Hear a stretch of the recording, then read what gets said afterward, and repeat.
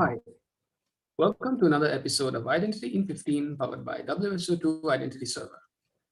In this video, I will be demonstrating how to configure and use typing biometrics authentication using TypingDNA in the Identity Server 6. My name is Ashin De Silva and I'm a senior software engineer at WSO2. Let's get started. So as you know, WSO2 Identity Server offers a wide range of authentication mechanisms that suit about almost any requirement. And the latest multi-factor authentication method is typing biometrics authentication. Together with TypingDNA, WSO2 provides a conditional multi-factor authentication scheme that verifies the user's typing patterns as they type their username and password, and then send extra authentication factors if the typing patterns do not match. So this helps defend against account takeover and prevent fraud by preventing unauthorized users' logins. And it also doesn't penalize the legitimate users by adding extra authentication steps when they're not needed. So what is TypingDNA? TypingDNA is a behavioral biometrics company. It specializes in typing biometrics technologies. TypingDNA recognizes people by the way they type in both desktop and mobile environments. This makes it a suitable and a strong candidate for user authentication with behavioral biometrics.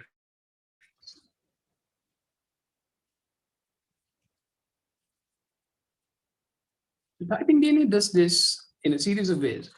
So first off, it records the user's typing patterns by using the typing pattern recorders provided by TypingDNA. So when the user logs in, these recorded typing patterns will be sent over to TypingDNA for enrollment and verification purposes. And if TypingDNA deems these typing patterns as a match, the user will be authenticated immediately, and they will be able to log into the application without any more authentication steps. But if TypingDNA fails to verify the typing pattern, extra authentication steps will be provided by the identity server.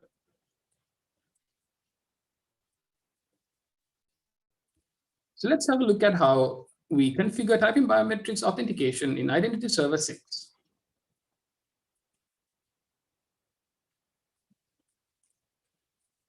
We go to our GitHub repo where we hold TypingDNA connector. We can see a comprehensive documentation which provides all the details. I'm going to follow this here as well.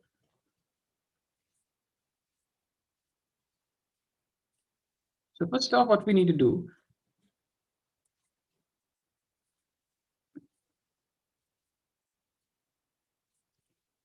so first off, what we need to do is we need to download, go to our connector store and download the connectors. So if we head over to our IES connector store, we type in DNA connector, and then we download both the authenticator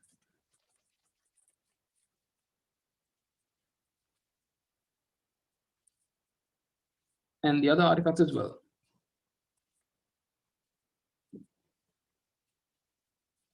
So now that's done.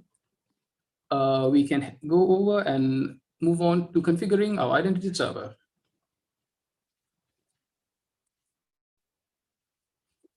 So let's check what we have downloaded. Yeah, we have the connector jar file. So we need to copy this over to our identity server repository, component, drop-ins folder. You can see that, yeah, it's here. And then as for other artifacts, we need to extract the zip. And then the WAR file, we need to copy the WAR file to IS home, repository, deployment, server, web apps. Yeah, it's here. Heading back over to the documentation. What we need to do next is we need to add this configuration to our deployment TOML file. Go to repository, conf, deployment TOML file. Yeah, we need to copy this. So this will make sure that, this will enable a component that is related to typing DNA, typing patterns in the My Account application. So this configuration is after that.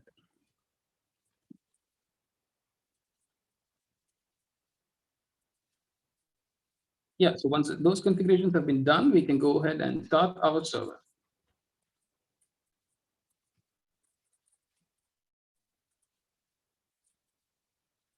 While the server is booting up, we can start to sign up and create our TypingDNA account. So let's head over to typingdna.com and click dev account.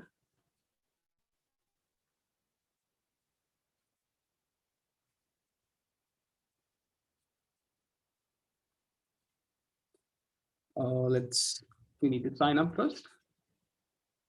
And I'm going to go ahead and sign up with Google.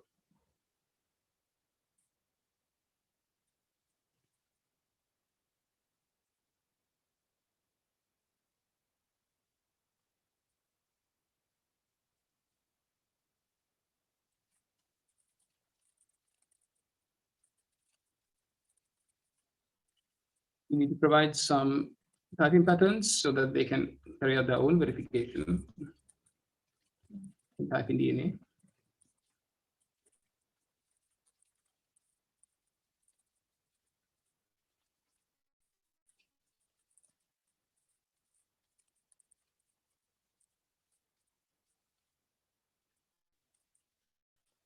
Okay, proceed.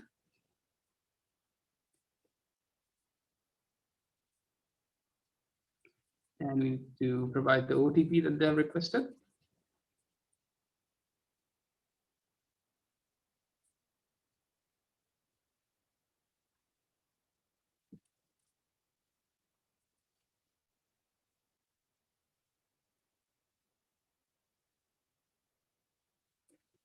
TypingDNA seems to be taking a little bit of time. Let's retry our account signup process.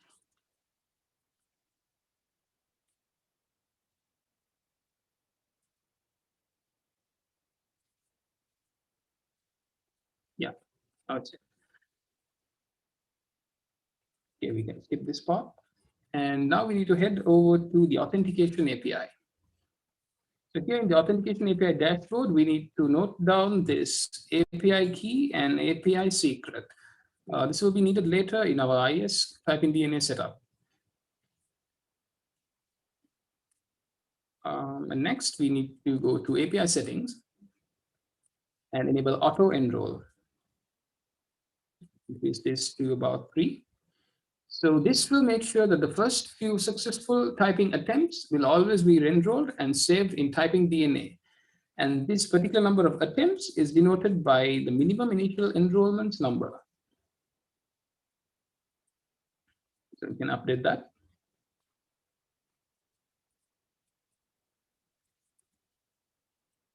Yeah.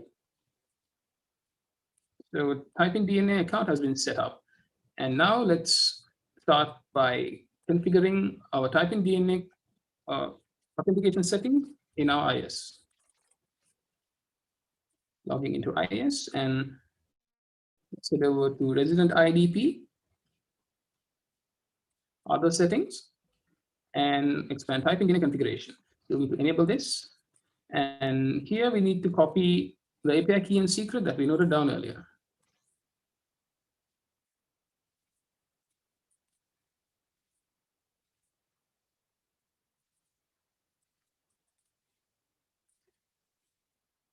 And if you have an advanced subscription to TypingDNA, you need to enable this advanced TypingDNA mode.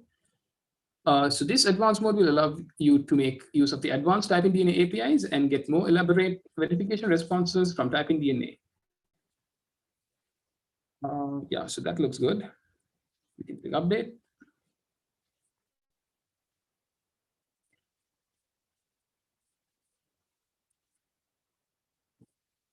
Yeah, and now we need to register. We need to configure an application to use this TypingDNA authentication method.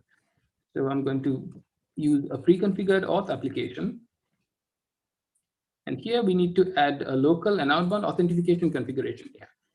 So expand this and click advanced configuration. So here we need to provide at least 2 authentication steps. Let's provide the first one as username and password, and another one, say TOTP. And the final step, we need to copy over the TypingDNA adaptive script over to the adaptive authentication script section. So this script is available in our documentation. Copy that.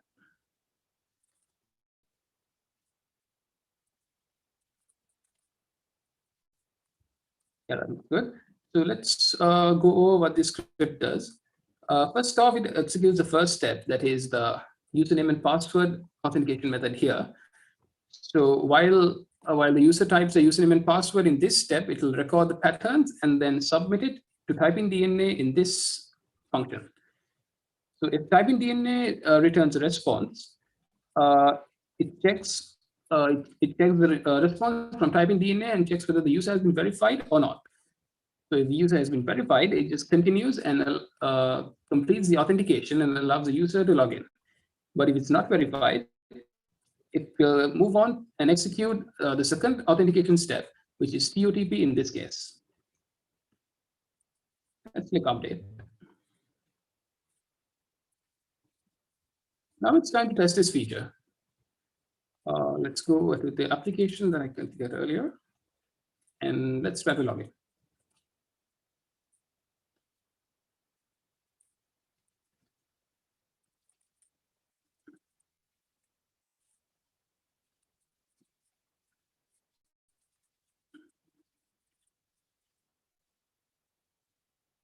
Yeah, so during the first step, you still have not configured your TOTP application, so you need to add your TOTP codes to your authenticator.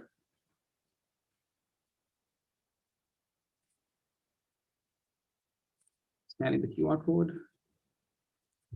Yeah, so the second, since this is the first login, there are no typing patterns recorded in TypingDNA backends to do any kind of verification. So in the first few steps, you'll always be prompted for the second factor. Now let's provide the TOTP.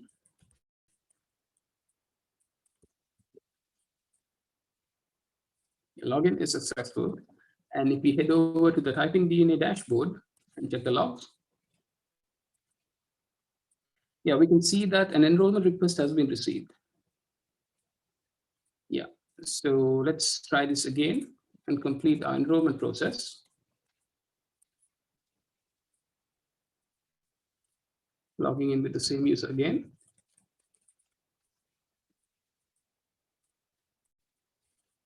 TOTP is requested again. Yeah, and we need to do this another time to complete our enrollment process.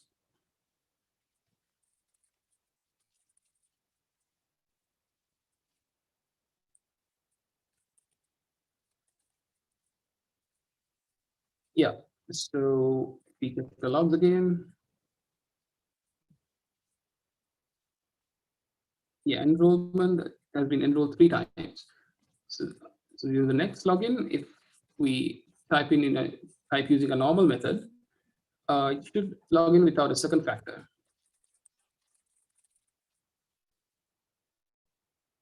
Yeah, so as you can see, the second factor was not triggered and typing biometrics authentication was successful. Check the logs again. Yeah, verify and enroll. Request, and the result is true. That means the user has been verified. So now let's see what happens when we type in a different way from our usual manner. So I'm going to change my typing pattern purposefully.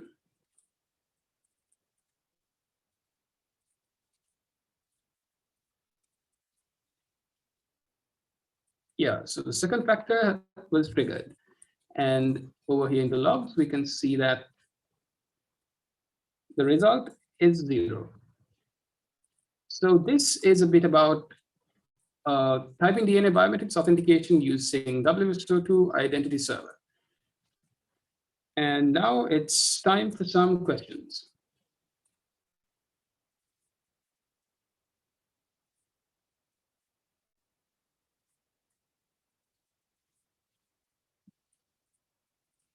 If you have any questions, you can please post them down in our comment section below.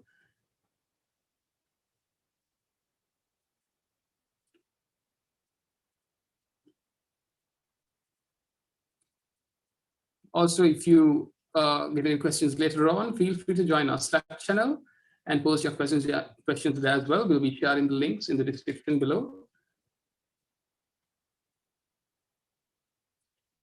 Yes, I don't seem to be getting any questions.